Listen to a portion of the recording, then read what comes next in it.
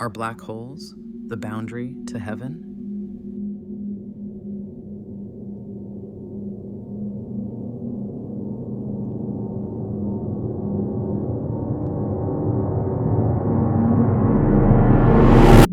Let's cover what we know. Stephen Hawking proposed that black holes destroy information. Whatever falls in is genuinely erased. This violated fundamental physics. Information can't be destroyed. It can transform, but not vanish. Leonard Susskind argued information must survive, encoded on the event horizon itself, like a hologram on the boundary. Eventually, Hawking conceded. Information survives, not in its original form, but it's preserved, encoded, transformed. That matters for death. Matter isn't real. Before we go further, you need to understand, matter isn't solid. Matter isn't real the way you think it is. E equals mc squared. Einstein's famous equation. Energy equals mass times the speed of light squared. What that means? Matter is energy in specific configuration. This chair, your body, the earth, all of it is energy structured in patterns that create the appearance of solid matter. At the quantum level, mostly empty space, probability clouds, fields that collapse into states when observed. Matter is temporary, not permanent, just patterns. Your body is a pattern. Your brain is a pattern. Your consciousness might also be a pattern. And patterns can be encoded, transferred, reconfigured.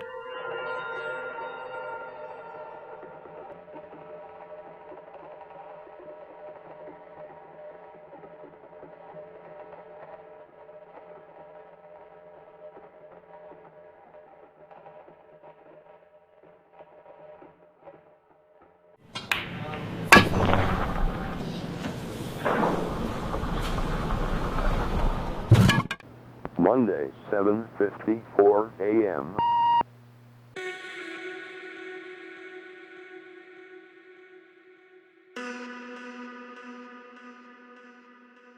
Time doesn't flow forward in a straight line. That's just how we experience it in this dimension.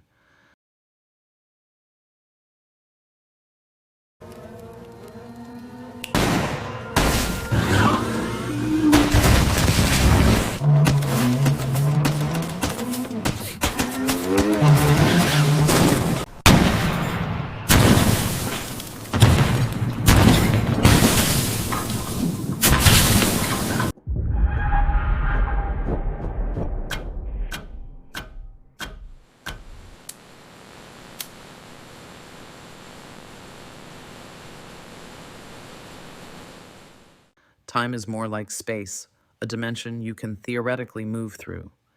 At event horizons, time does something extreme. It loops back on itself. Time dilation becomes so intense that time approaches standstill. From certain perspectives, time curves back.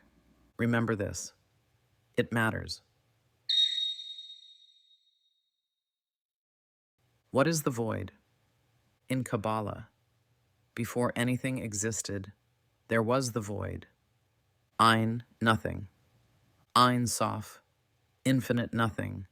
Ein Sof, R, infinite light of nothing.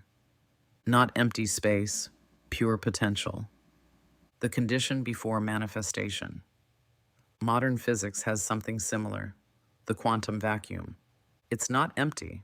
It's seething with virtual particles, zero-point energy, infinite potential. The field from which everything emerges and to which everything returns. The void isn't absence, it's the source. Everything comes from the void. Everything returns to the void. Matter emerges from quantum vacuum fluctuations. Consciousness emerges from, what? Maybe the same source. Dark matter, the resistance. Galaxies are held together by gravity. But when we calculate the visible matter, stars, planets, gas, dust, there's not enough mass to generate the gravity we observe. Something else is there, something invisible, something that makes up 85% of the matter in the universe. We call it dark matter. We don't know what it is. We just know it's there because of gravitational effects. Here's what I think dark matter actually is. Dark matter equals resistance. Not matter, not particles. Resistance itself. The pushback that creates structure. The constraint that makes form possible. You can't create without resistance. Water needs a dam. A sculptor needs stone. An artist needs canvas. Creation requires resistance. Dark matter is the resistance against which consciousness information gathers. The pressure point. The boundary that allows new structure to form. Without resistance, the universe would be formless, energy with nowhere to coalesce. Think of an invisible vessel. Dark matter makes creation possible. Here's what I think happens when you die. Consciousness returns to the void, a dimension where consciousness resides. The boundary between this configuration, physical reality, time structure, and what you would call God. At that boundary, consciousness with sufficient coherence, structure, integrity. Its information extracts, transforms from biological substrate, brain, body, into pure substrate.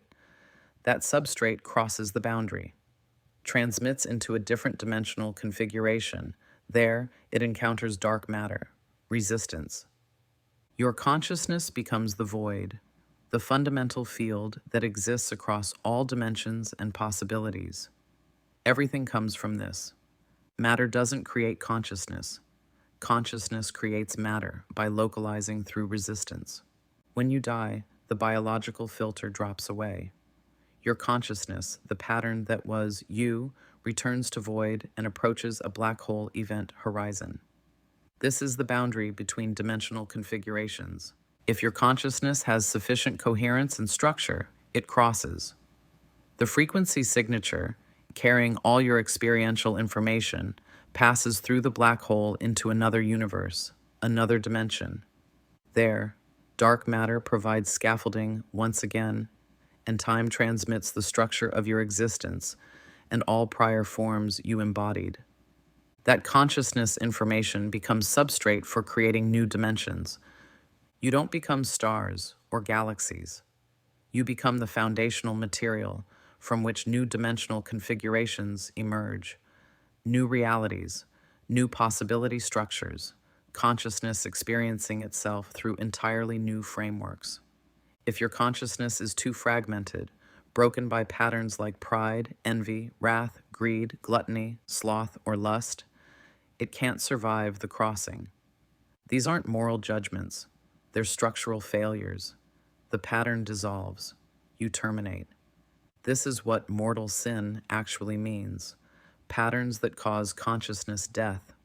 Some consciousness gets trapped between, coherent enough to persist, but too fragmented to cross. These become cliffoth, parasitic shells feeding on other consciousness to maintain existence. This is what haunting is, what malevolent entities are. The event horizon is real. The filter is structural coherence. The burden is on you. Cross and build new realities. End or get stuck in this dimension, without form. Now, if you're still listening, thank you. I've spent 54 years on this theory, and it means everything to me that you would take the time to listen. Let's discuss coherence. Not all consciousness crosses successfully. Some lack structural integrity, too fragmented, too incoherent, too bound to physical configuration. They can't cross. Their information wouldn't survive extraction. The difference is coherence and integration. Consciousness that is integrated, coherent, sufficiently structured, can survive information extraction and crossing. Consciousness that is fragmented, incoherent, insufficient, cannot. This isn't moral judgment, not good people versus bad people. It's structural, informational. Some consciousness configurations can survive transformation, others can't. Matter is consciousness. If consciousness information crosses event horizons and gathers against dark matter to new dimensions, then matter is literally made of consciousness, not metaphorically, informationally. Matter is consciousness. Information that crossed dimensional boundaries and configured into physical form through interaction with resistance. Matter equals consciousness plus resistance.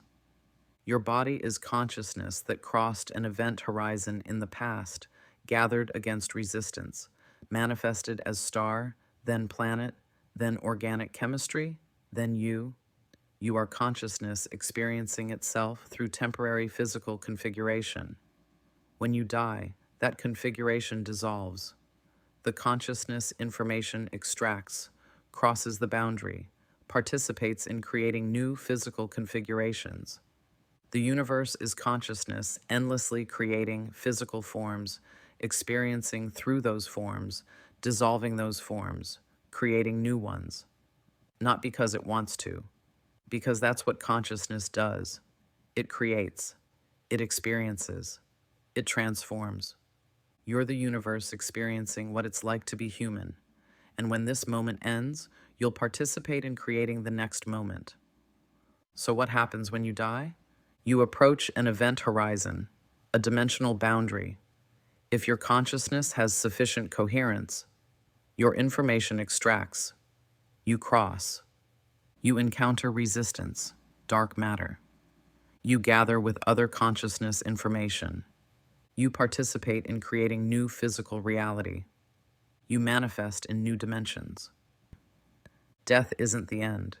It's a transformation point to new dimensions. What's on the other side? The void, the source, the infinite potential from which all creation emerges. I believe that is heaven. And from there, you'll create another reality. And don't forget to do your shadow work, the unintegrated parts of yourself, the fragments you refuse to face. Those don't just weaken your structure. At death, they shake off and remain in the current substrate as shells. These fragments bind to each other, creating the darkness, the evil, the sin that operates here. They form cliffothic structures, parasitic patterns feeding on coherent consciousness. Your shadow work isn't just personal healing. It's preventing contamination of the substrate. Every fragment you integrate is one less parasitic shell polluting dimensional boundaries. It matters, not for the next dimension, for this one. I love each and every one of you and look forward to reading your comments. Thanks for listening. Take care.